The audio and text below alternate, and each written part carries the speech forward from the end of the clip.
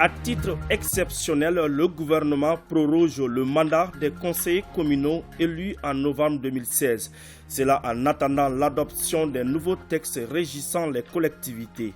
Des explications sur ce projet de loi adopté en Conseil des ministres dans quelques instants.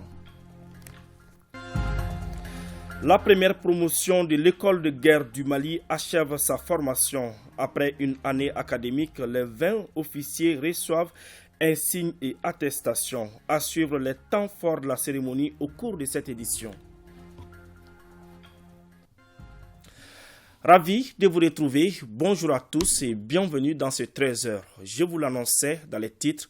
Le Conseil des ministres a adopté mercredi passé le projet de loi portant prorogation à titre exceptionnel des mandats des conseillers communaux élus le 20 novembre 2016. Il s'agit d'assurer la stabilité en attendant l'adoption des nouveaux textes régissant les collectivités selon le ministre de l'administration territoriale et de la décentralisation, porte-parole du gouvernement qui était hier face à la presse. Mamari Kone a suivi pour ORTM 1. À travers ce point de presse, il s'agit d'édifier la population sur le choix du gouvernement de transition. Un choix motivé par la stabilité et la continuité de l'action publique, par la fourniture des services sociaux de base aux citoyens. L'objectif de la transition n'est pas d'encourager la mauvaise gouvernance. Depuis l'adoption hier en Conseil des ministres de ce projet de loi, nous avons entendu quelques préoccupations légitimes qui se justifieraient un peu par la lassitude de certains de nos compatriotes, lassitude due justement au mauvais fonctionnement de certaines collectivités territoriales.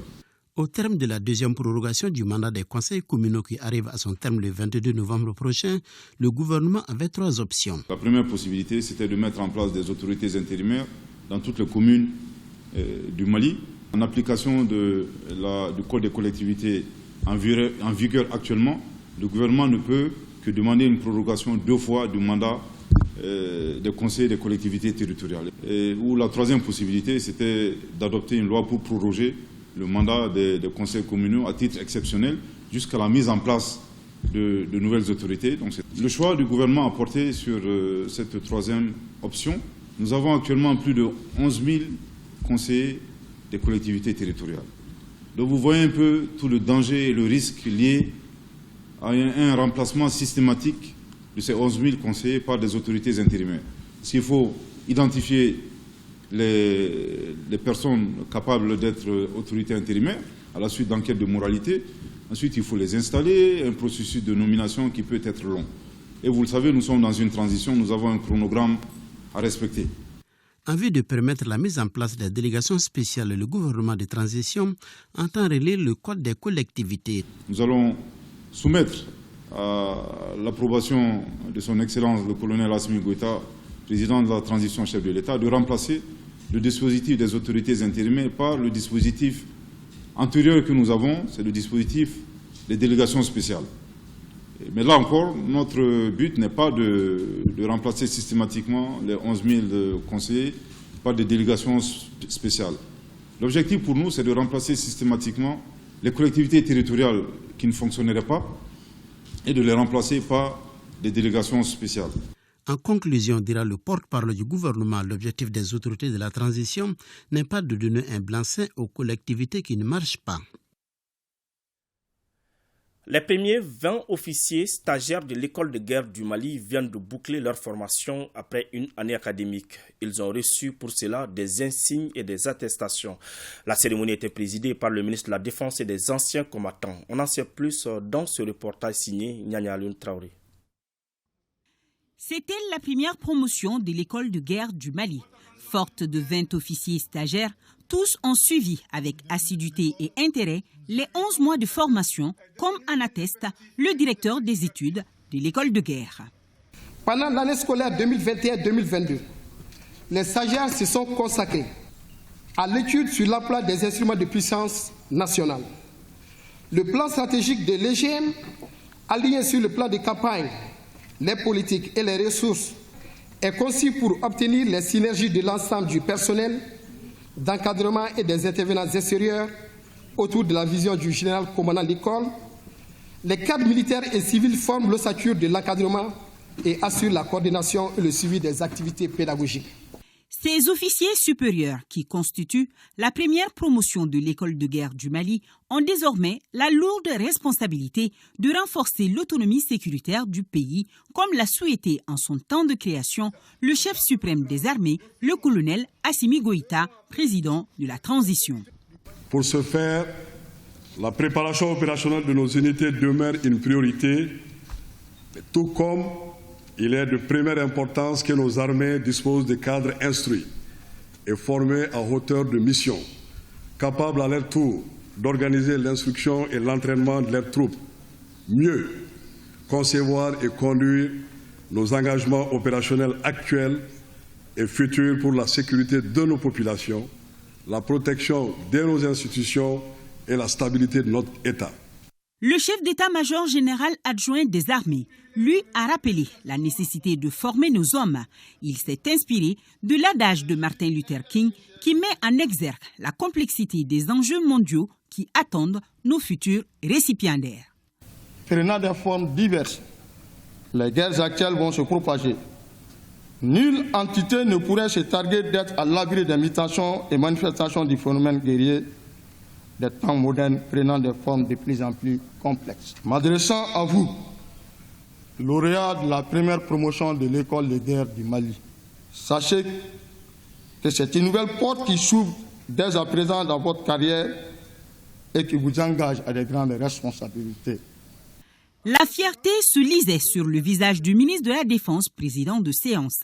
Cette école d'excellence est un joyau que le département soutiendra. Des efforts sont consentis pour la formation et l'équipement, avec pour objectif l'amélioration et l'adaptation des outils au contexte sécuritaire. C'est en cela que la création de l'école de guerre du Mali trouve toute sa pertinence. La sortie de cette première promotion, composée uniquement d'officiers nationaux, est un réel motif de fierté et de satisfaction. Les 20 officiers sont détenteurs d'un brevet d'enseignement militaire supérieur de 2e degré et des masters en stratégie défense, sécurité et développement. Ils sont conscients de leur rôle de précurseur et conseillent les futurs stagiaires. Vraiment pris conscience de l'enjeu et de la responsabilité qui nous attend. Donc nous sommes vraiment déterminés de faire valoir ce que nous avons appris dans cette école, dans la vie pratique et dans la réalité. Il n'y aura pas meilleur cadre de formation, je peux l'affirmer parce que déjà c'est un cadre national, que le commandement pense à mettre plus de stagiaires dorénavant à cette école, à développer les capacités pour que plus de stagiaires puissent vraiment faire l'école de guerre ici au lieu d'aller à l'extérieur. Je réitère la ferme volonté du président de la transition, son Excellence le colonel Assimi Goïta, chef de l'État, chef suprême des armées, de faire de notre outil de défense une expression de la souveraineté nationale. Et je demande à tous les Maliens de soutenir cette école pour que nous puissions avoir des cadres formés à notre image. L'école de guerre a débuté ses cours le 29 novembre 2021. Elle est l'émanation d'une volonté politique des autorités de la transition. Restons dans le milieu militaire. C'est parti pour le 7e congrès de médecine militaire du Mali organisé par la Société malienne de médecine militaire et la Direction centrale des services de santé des armées. Durant 3 jours, les professionnels militaires de la santé vont échanger et partager leur expérience afin d'être davantage efficaces dans la prise en charge des patients. Les détails avec Arju Matina. Les médecins militaires, outre la prise en charge des militaires blessés sur le théâtre d'opération, jouent aussi d'autres rôles, surtout dans le cadre des actions civilo-militaires. Ces rendez-vous des professionnels militaires de la santé, qui se tient depuis 2014, offrent l'opportunité aux participants de discuter et de réfléchir sur les voies et moyens pour soulager les personnes atteintes des maladies. La médecine militaire est à la croisée des chemins. Nous devons être fiers, car de l'indépendance en nos jours, que de progrès. Il y avait peu de médecins et d'infirmiers, il y en a actuellement des centaines. Il y avait peu de centres de soins et de diagnostic, on ne peut les dénombrer actuellement, et surtout aux nouvelles autorités qui ont fait de leur priorité le développement de la santé militaire par la pose de la première pierre du futur hôpital d'instruction des armées. Cette 7e édition innove avec la mise en place de 3 prix pour distinguer les plus méritants. Prix Feu Général de Brigade Gangali Diallo de la meilleure communication orale, Prix Feu Colonel-Major Mohamedou Touré de la meilleure communication affichée et Prix Feu Sergent-Chef Fadiala Tunkara de la meilleure communication paramédicale. Le congrès, au-delà de la formation, est aussi un cadre d'expression et de révélation des talents des praticiens militaires. Alors ce congrès offre l'occasion à tous les praticiens militaires de bénéficier au moins d'une formation par an sur place, à défaut de pouvoir aller à l'extérieur pour se former. La montée en puissance des forces armées maliennes est une réalité aujourd'hui. Les attaques asymétriques entraînent pour le service santé des armées des défis énormes, des défis d'organisation, des défis logistiques, des défis d'adaptation à tout moment. Dans un contexte compliqué pour le service santé des armées, nous avons le devoir de nous adapter aux nouvelles menaces. Se réjouissant de la tenue de l'activité, le ministre de la Défense et des anciens combattants souligne la nécessité et l'importance d'un tel congrès. Au-delà de l'engagement opérationnel, nul n'ignore aujourd'hui la place des choix que le service de santé militaire joue au cœur du système de santé national. Ce potentiel a besoin d'être soutenu, entretenu et renforcé.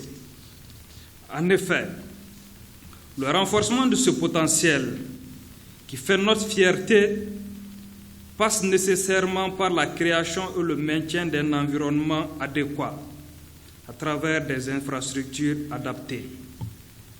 La montée en puissance des FAMA qui se manifeste chaque jour un peu plus avec des résultats concrets est également visible au niveau de la santé militaire. La construction en cours d'un hôpital militaire de référence en est la parfaite illustration. Le congrès qui s'ouvre aujourd'hui est un cadre idoine de formation continue, indispensable aux professionnels de santé pour ne pas rester en marge de l'évolution scientifique et technique. Rappelons que la médecine militaire est la spécialité médicale consacrée à la prévention, au diagnostic et au traitement des maladies et traumatismes liés à l'exercice de la profession militaire. Le congrès dure 3 jours et la visite des stands des spécialistes militaires en santé a mis fin à la cérémonie d'ouverture. Sur un tout autre plan, le ministre du Développement rural a rencontré l'ensemble des directeurs régionaux de l'agriculture et des offices autour de la distribution, la mise en place et la gestion de l'engrais pour la campagne agricole 2022. Il a été question de la subvention des engrais par le gouvernement. Des détails avec Jules Sambou-Sissoko.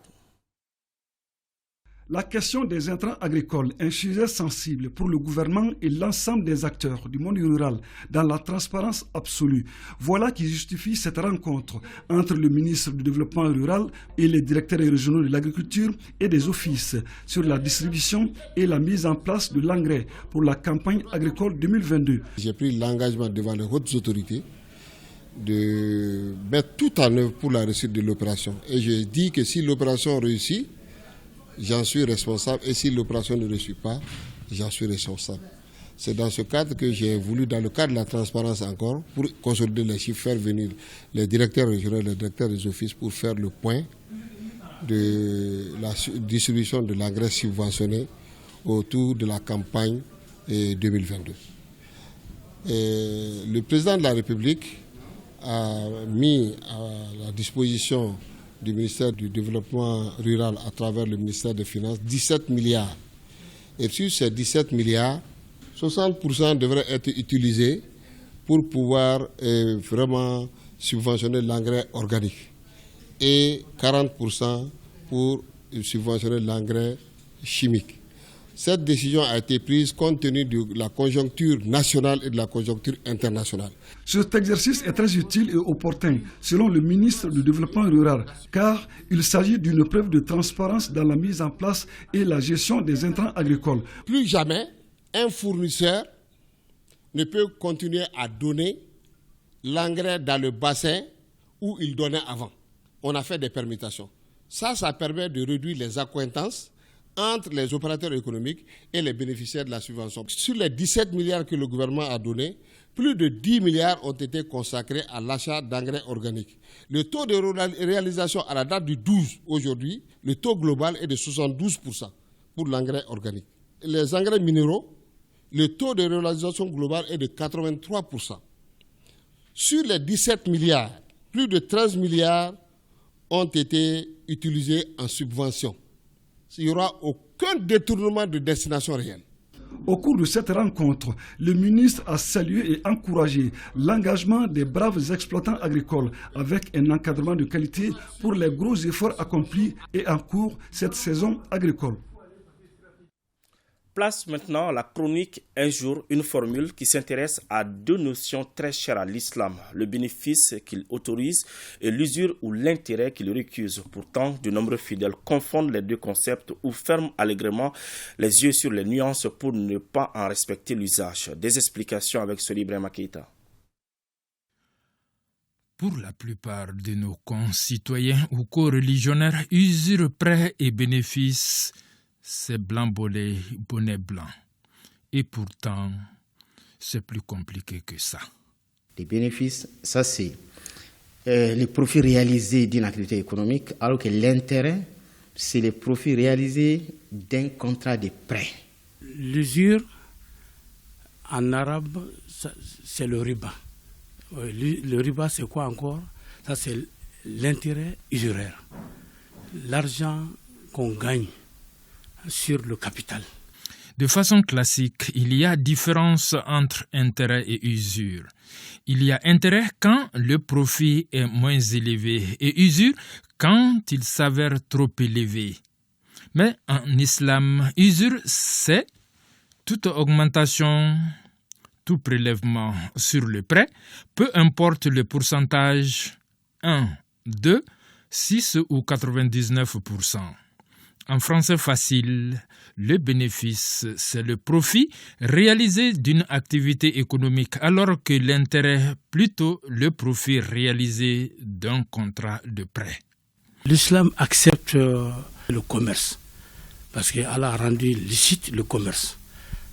Parce que pourquoi? Parce que le commerce, c'est une activité légale que Allah a permis aux hommes d'exercer pour avoir leur survie dedans. Mais en islam, intérêt ou usure, c'est toute augmentation sur les prêts. Quand tu prêtes une somme à quelqu'un, à condition qu'il rembourse avec plus, c'est ça qui est intérêt, que ce soit 1%, que ce soit 10%, c'est ça qui est usure aussi. Et c'est ça qui est interdit en islam. Le compte sans intérêt, l'islam est parfaitement d'accord avec ça. Parce que l'argent que tu déposes, c'est ça que tu perçois ou bien que tu peux retirer. Mais le surplus qui est sur ton argent déposé, c'est ça qu'on appelle riba. Et l'islam a interdit cela. Mais les savants ont interprété, c'est-à-dire ils ont expliqué pourquoi l'intérêt est interdit, pourquoi le commerce est permis. En islam, un prêt, c'est la bienfaisance. C'est le fait vraiment d'aider quelqu'un. Très souvent, le débiteur, il est en besoin. Donc, le besoin n'est pas en tant que tel un fonds de commerce. Donc, il ne faut pas exploiter quelqu'un parce qu'il est en besoin pour gagner un profit. Se pose alors la question de savoir comment se finance la banque islamique qui ignore l'intérêt dans les opérations de compte d'investissement. C'est une bonne question. Cette question nous revient toujours. Une banque islamique a des produits. Par exemple, dans la zone de l'Émoi, la BCAO a défini qu'est-ce qu'est une banque islamique. Selon la BCAO, dans l'instruction 00D 2018, selon la BCAO, la banque islamique, c'est un établissement de crédit qui collecte les dépôts auprès des publics et octroie les crédits conformément au principe de la finance islamique. Dans les banques islamiques, donc, on fait les collectes des dépôts d'investissement à travers un produit qui est appelé Mudaraba, c'est-à-dire les clients, les déposants vont donner à la banque leurs sous pour que la banque investisse. S'il y a le profit est partagé entre la banque islamique et les clients. En tout cas, ce n'est pas faute d'alerte. Le Coran, parole d'Allah, avertit. Ô vous qui croyez, craignez Allah et renoncez au reliquat du riba si vous êtes croyants. Ce qui est autrement formulé par l'autre religion monothéiste du christianisme. Tu ne lui prêteras point ton argent à intérêt. Et tu ne lui prêteras point tes vivres à usure. Cela s'appelle dans notre société traditionnelle Korokojuru. Évidemment, ventre avide n'a point d'oreille. Voilà, ainsi s'achève ce journal. Merci de l'avoir suivi. Bonne suite de programme sur ORTM 1.